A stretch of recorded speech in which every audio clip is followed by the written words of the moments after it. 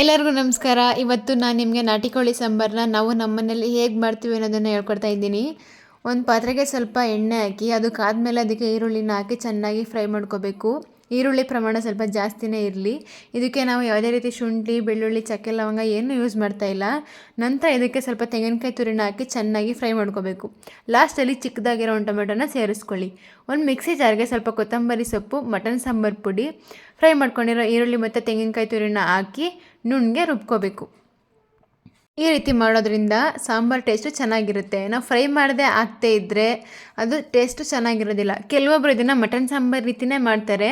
ಆದರೆ ನಾವು ಇದಕ್ಕೆ ಯಾವುದೇ ರೀತಿ ಅರಿಶಿನ, ಈರುಳ್ಳಿನ ಹಾಕಲ್ಲ. ಡೈರೆಕ್ಟ್ ಮಸಾಲೆನ ಪ್ರಿಪೇರ್ ಮಾಡಿಕೊಂಡು ನಾಟಿ ಕೋಳಿ ಸಾಂಬಾರನ್ನ ಮಾಡ್ತಾಯಿದ್ದೀವಿ. ಇಲ್ಲಿ ಮಸಾಲೆ ರೆಡಿಯಾಗಿದೆ, ಈ ಕಡೆ ಚಿಕನ್ ರೆಡಿ ಇದೆ. ಒಂದು ಕುಕ್ಕರ್ಗೆ ಸ್ವಲ್ಪ ಎಣ್ಣೆ ಹಾಕಿ ಅದಕ್ಕಾದ್ಮೇಲೆ ಅದಕ್ಕೆ ಈರುಳ್ಳಿನ ಹಾಕಿ ಚೆನ್ನಾಗಿ ಫ್ರೈ ಮಾಡ್ಕೊಳ್ಳಿ.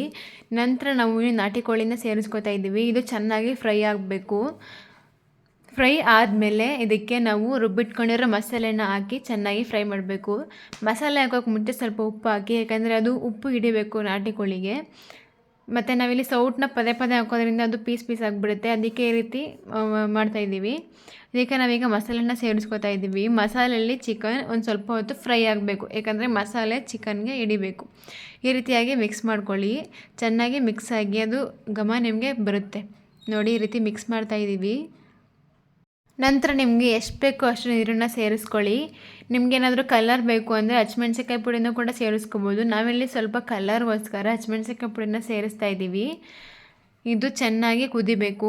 ನೀವು ಬೇಕಿದ್ದರೆ ವಿಷಲಲ್ಲಿ ಕೂಗಿಸ್ಕೊಳ್ಳಿ, 2 ಅಥವಾ 3. ನಾವಿಲ್ಲಿ ಕೂಗಿಸ್ತಾ ಇಲ್ಲ, ಅದೇ ಹಂಗೇ ಪ್ಲೇಟ್ ಮುಚ್ಚಿ ಹಾಗೆ ಬೇಯಿಸ್ಕೊತೀವಿ ನೋಡಿ. ಈ ರೀತಿ ಕಾಣಿಸ್ತಾ ಇದೆ. ಕುದಿತಾ ಇರೋ ಸಾಂಬಾರಿಗೆ ನಾವು ಕುಡ್ಲು ಹಾಕ್ತಾ ಇದ್ದೀವಿ. ಸಿಟಿ ಕಡೆ ಎಲ್ಲ ಚಾಕ್ ಹಾಕ್ತಾರೆ, ಯಾಕಂದರೆ ಕಾಲು ಧೂಳ ಆಗಬಾರ್ದು ಅಂತ.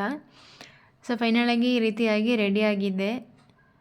ಇದು ಟ್ರೆಡಿಷ್ನಲ್ ಮೆಥಡ್, ಎಲ್ಲರ ಮನೆಯಲ್ಲೂ ಫಾಲೋ ಮಾಡ್ತಾರೆ ಅಂತ ಅನ್ಕೋತಾ ಇದ್ದೀನಿ.